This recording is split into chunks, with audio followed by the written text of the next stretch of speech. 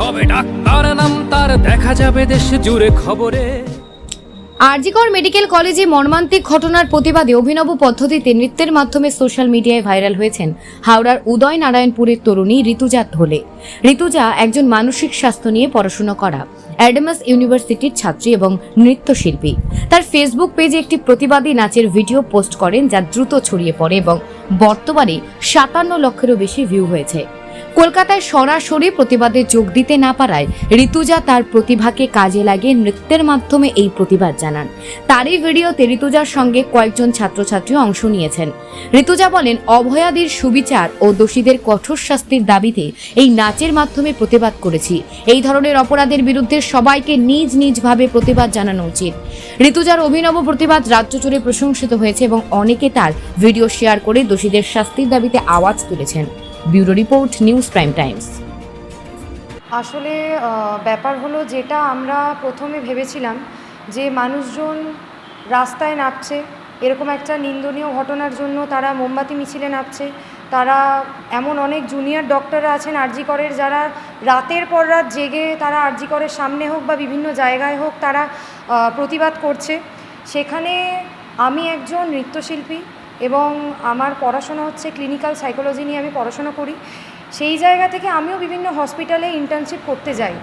সেখানে আমাদের অভয়াদির সাথে যে নিন্দনীয় ঘটনাটা ঘটেছে, তাকে ওয়ার্ক প্লেসে যেভাবে মৃত্যুবরণ করতে হয়েছে, সেই জায়গা থেকে আমার দাঁড়িয়ে মনে হয়েছে যে আজকে 25 দিন ধরে যে ডক্টররা রাস্তায় দাঁড়িয়ে প্রতিবাদ করছে এবং রাত জেগে প্রতিবাদ করছে, তো তাদের পাশে দাঁড়াতে আমি আমার নৃত্য দিয়েই একমাত্র পারি।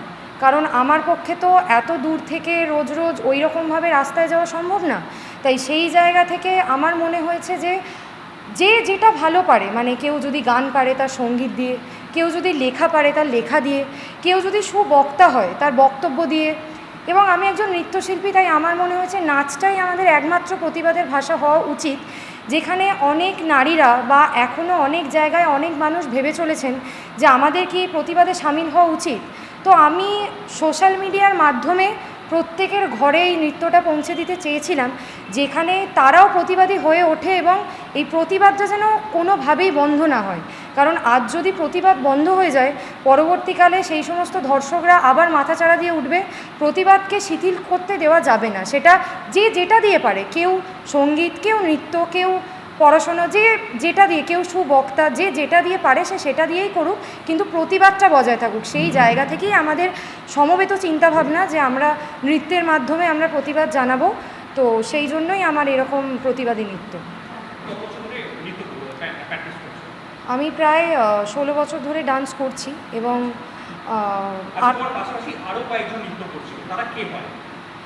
তারা আমাদের একটা একাডেমি আছে, আরাধনা ডান্স একাডেমি, সেটা আমার মা এবং আমরা চালাই।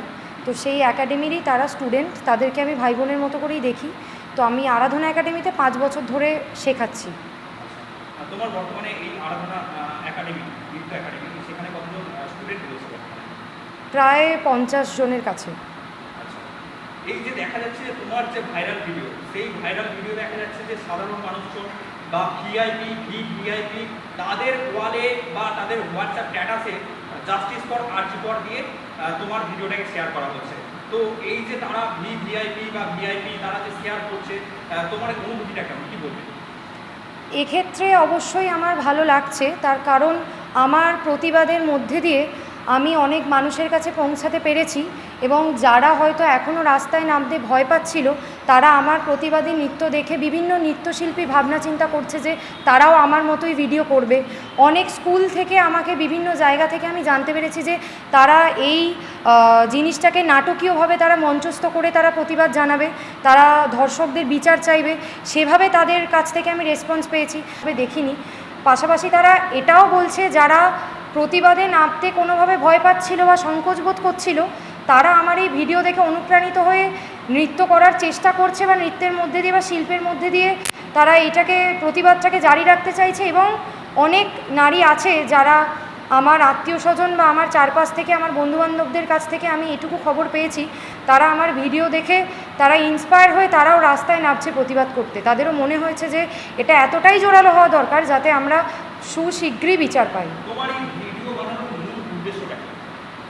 আমার এই ভিডিও বানানোর মূল উদ্দেশ্য এটাই যে অভয়াদের ধর্ষকরা খুব তাড়াতাড়ি যেন শাস্তি পায় এবং সমাজের মধ্যে নারীদেরকে যেভাবে দেখা হয় এবং নারীদের চিরকাল তাদের উপর যে অত্যাচার বা এই যে অভয়াদের ওপর ধর্ষকদের যে নির্মমতা, সেই জায়গাটা আমি ভিডিওর মধ্যে দিয়ে তুলে ধরার চেষ্টা করেছি, যাতে এই নির্মমতাটা দেখে মানুষজন বা যারা ধর্ষক বা যারা এখনও ভেবে চলেছে যে আমরা প্রোটেস্টে নামবো না বা আমরা এটা প্রোটেস্ট করলে আমাদের অন্যরকম কোনো জায়গা থেকে কোনো কিছু চাপ আসতে পারে, তো তারা অন্তত এটা ভাববে যে আমরা যদি প্রোটেস্টের মাধ্যমে, আমরা যদি নাচের মাধ্যমে, গানের মাধ্যমে আমরা যদি প্রতিবাদী হয়ে উঠি, সেখানে ধর্ষকরা ভয় পাবে, নারীরা গর্জে উঠবে। আমাদের এটাই মূল উদ্দেশ্য, যে নারী জাতিকে গর্জে তোলা এবং ধর্ষকদের বিরুদ্ধে সোচ্চার হওয়া, এবং আমরা ভবিষ্যতে চাইব যে আমাদের ধর্ষক মুক্ত যেন সমাজ তৈরি হয়। তোমার বাবা কি করেন এবং তোমার মা কি করেন? আমার বাবা একজন ব্যবসায়ী এবং আমার মা আরাধনা ডান্স একাডেমির প্রিন্সিপাল। আর তোমার বাড়ি কোথায়? আমার বাড়ি উদয়নারায়ণপুর, বেলগ্রাম। ভিডিওটা আমরা দল জাতি সমস্ত কিছু নির্বিশেষে বানিয়েছিলাম। আমাদের একটাই বক্তব্য ছিল উই ওয়ান্ট জাস্টিস। আমরা জাস্টিস ফর আরজি করের জন্য বানিয়েছিলাম। তো সবাই বিভিন্নভাবে, দিদি আগেই বলেছে যে বিভিন্নভাবে প্রতিবাদ জানানো যায়। তো আমরা যখন নৃত্যশিল্পী, তো আমরা নিজেদের নৃত্যের মাধ্যমে প্রতিবাদ জানিয়েছি। দিদি যখন ফোন করে আমাদেরকে জানায় যে এরকম একটা ভেবেছি, তো আমাদেরও খুব ভালো লাগে যে আমরা নিজেদের নৃত্য, যেটা আমরা যত ছোটোবেলা থেকে শিখেছি, আমাদের এই প্রতিভার মাধ্যমে আমরা একটা কিছু করতে পারবো, একটা প্রতিবাদ জানাতে পারবো। তো ভালো লাগছে। সোশ্যাল মিডিয়া জুড়ে তোলপাড় কেমন আছে? ভালো লাগছে। আচ্ছা, কি করো তুমি? আমি একজন স্টুডেন্ট। আচ্ছা, কতজন মিলে ভিডিওটা বানিয়েছি? আমরা 7 জন মিলে ভিডিওটা বানিয়েছিলাম। মূল উদ্যোক্তা কে ছিল? দিদি। দিদির নাম কি? ঋতুজা ধলে। আচ্ছা, তোমার নাম কি? কুঙ্কিতা পোড়েল। আর যারা যারা ভিডিওটা মধ্যে ছিল তাদের নাম কি একটু বলো? সেওসি ঘড়ুই, হ্যাঁ। রূপসা বেরা, রিয়ন কাঁড়ার, ঋত্বিক পোড়েল, রিয়াসা কাঁড়ার। কি করো তুমি? আমি স্টুডেন্ট। আমি বাকি যারা, সবাই স্টুডেন্ট। সবাই স্টুডেন্ট। আচ্ছা, তোমার বাড়ি? আমার বাড়ি উদয়নপুর। আর যারা ভিডিও বানিয়েছিল তাদের? সবার বাড়ি উদয়নপুর। আচ্ছা। আমরা এখানকারই লোকালয়। আচ্ছা, কত বছর ধরে নাচ শিখছো? আমি 14। 14 বছর। আচ্ছা, তো তুমি কি ভেবেছিলে তোমাদের এই বানানো ভিডিও এতটা ভাইরাল হবে? না না, ভিডিও এতটা ভাইরাল হবে আমরা এটা ভাবিনি। হ্যাঁ। আমরা না ভেবেই ভিডিওটা ছেড়েছিলাম।